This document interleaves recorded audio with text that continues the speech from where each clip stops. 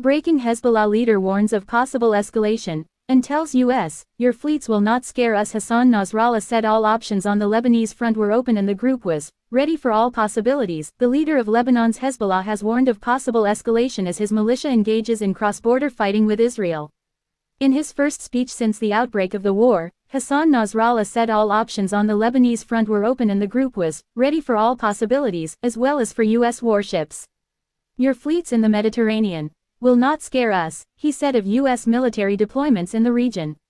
Nasrallah stopped short of announcing that Hezbollah was fully engaging in the Israel-Hamas war, but said the fighting on the Lebanon-Israel border would not be limited to the scale seen until now and that all options are on the table.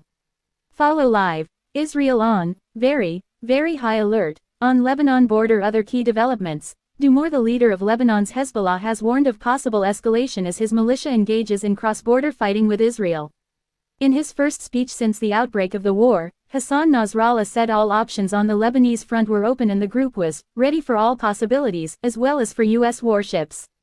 "Your fleets in the Mediterranean will not scare us," he said of US military deployments in the region.